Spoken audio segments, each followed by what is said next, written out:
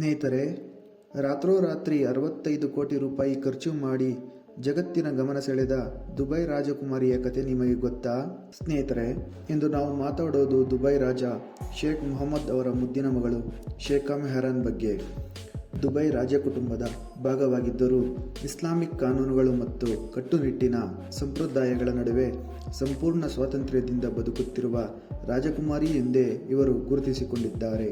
Arab ದೇಶಗಳಲ್ಲಿ ಹಿಜಾಬ್ ಧರಿಸುವುದು ಸಾಮಾನ್ಯವಾದದ್ದು. ಆದರೆ ಶೇಖ್ ಮೆಹರಾ ಮಾತ್ರ ಹಿಜಾಬ್ ಇಲ್ಲದೆ ದೊಡ್ಡ ದೊಡ್ಡ ಈವೆಂಟ್ಗಳು, ಪಾರ್ಟಿಗಳು ಮತ್ತು ಫ್ಯಾಷನ್ ಕಾರ್ಯಕ್ರಮಗಳಲ್ಲಿ ಕಾಣಿಸಿಕೊಳ್ಳುತ್ತಾರೆ.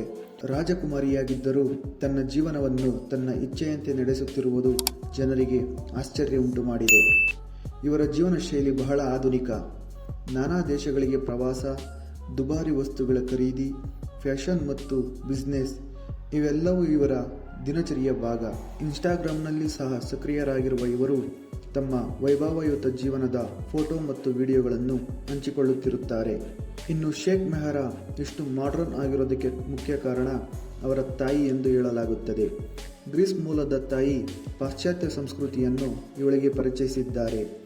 ಬಾಲ್ಯದಲ್ಲಿ ತಾಯಿಯೊಂದಿಗೆ ಹೆಚ್ಚು ಕಾಲ ಕಳೆದ ಕಾರಣ ಪಾಶ್ಚಾತ್ಯ ಜೀವನ ಶೈಲಿ ಇವರಲ್ಲಿ ಬೆಳೆದಿದೆ ಎನ್ನಲಾಗುತ್ತದೆ.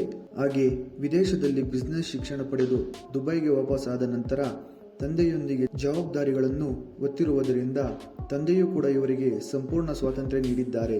ನಂತರ 2023ರಲ್ಲಿ ದುಬೈನ ದೊಡ್ಡ ಉದ್ಯಮಿ ಶೇಖ್ ಮನ್ನಾ ಜೊತೆ ಇವರ ವಿವಾಹ ನಡೆಯಿತು.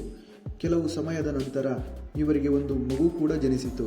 ಆದರೆ ಮಗು ಹುಟ್ಟಿದ 2 ತಿಂಗಳಲ್ಲಿ ದಾಂಪತ್ಯ ಜೀವನದಲ್ಲಿ ಬಿರುಕು ಮೂಡಿತು. ಬಳಿಕ ಸಾಮಾಜಿಕ ಜಾಲತಾಣದಲ್ಲಿ ಪೋಸ್ಟ್ ಮೂಲಕ ವಿಚ್ಛೇದನ ಘೋಷಣೆ ಮಾಡಿ ಜಗತ್ತಿನ ಗಮನ ಸೆಳೆದರು. ಇನ್ನು ಅವರ ಹುಟ್ಟುಹಬ್ಬಕ್ಕೆ ಒಂದೇ ರಾತ್ರಿ 65 ಕೋಟಿ ರೂಪಾಯಿ ಖರ್ಚು ಮಾಡಿ ಸಾಮಾಜಿಕ ಜಾಲತಾಣಗಳಲ್ಲಿ ಭಾರೀ ಚರ್ಚೆಗೆ ಕಾರಣವಾಯಿತು. ಐಷಾರಾಮಿ ಜೀವನ, ಸಂಪೂರ್ಣ ಸ್ವಾತಂತ್ರ್ಯ ಮತ್ತು ವಿವಾದಗಳು ಇವೆಲ್ಲದರ ನಡುವೆ ಶೇಖ್ ಮೆಹರಾ ಜೀವನ ಜಗತ್ತಿನ ಗಮನ ಸೆಳೆಯುತ್ತಲೇ ಇದೆ.